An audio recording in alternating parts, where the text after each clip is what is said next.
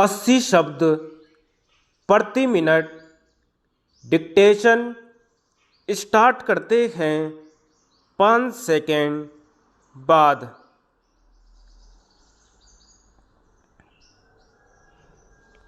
महोदय, स्पष्ट है कि जनता का स्तर सभी जगह एक जैसा नहीं है। हमारे यहाँ स्वतंत्र पार्टी के कई सदस्यों का चुनाव बिहार के ऐसे क्षेत्रों में हुआ है जहां वे कभी गए ही नहीं। वे वहां की जनता की भाषा ही नहीं जानते। वे उन क्षेत्रों के बारे में कुछ भी नहीं जानते, लेकिन फिर भी वहां से वे चुने गए क्योंकि लोग आर्थिक दृष्टि से पिछड़े हुए हैं तथा अन्य भागों के निवासियों की अपेक्षा उनमें कम राजनैतिक चेतना है। प्रत्येक देश में विकास के अलग अलग स्तर हुआ करते हैं। मैं एक और उदाहरण दूं। 1950 में मैं पूर्वोत्तर सीमांत प्रदेश में एक जगह गई जहां के लोगों ने जो पहला पहिया अपने जीवन में देखा वह हमारे डकोटा जहाज का पहिया था।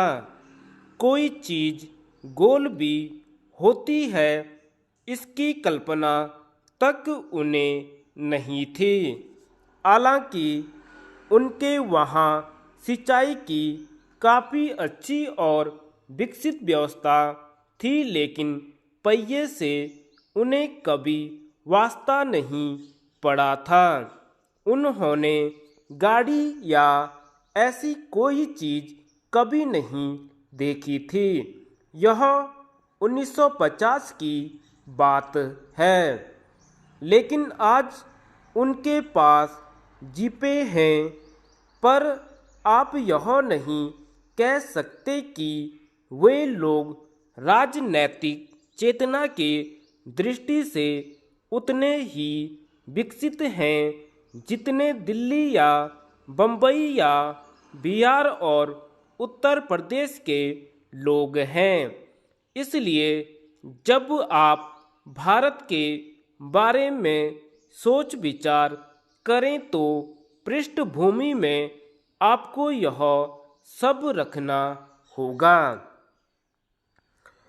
अब स्पष्ट है कि मैं भारत के भविष्य के बारे में इसके अलावा और कुछ नहीं कह सकती कि जैसा कि मैं पहले कह चुकी हूँ, मुझे जनता में बहुत विश्वास है और मुझे कोई संदेह नहीं कि चाहे कुछ भी क्यों न हो वे सर्वोच्च स्थान तक उठेंगे।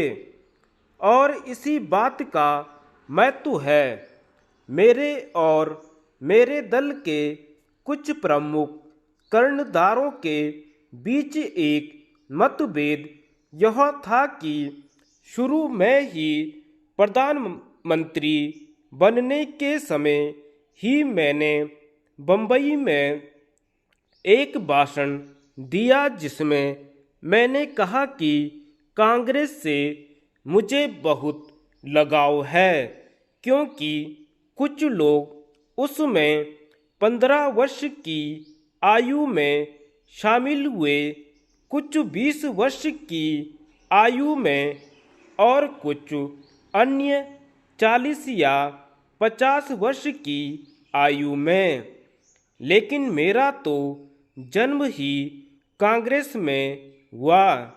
मेरे जन्म के बाद ऐसा कोई भी समय नहीं था जबकि मेरा घर सभी प्रमुख राजनीतिक गतिविधियों निर्णयों और बैठकों का केंद्र न रहा हो। धन्यवाद।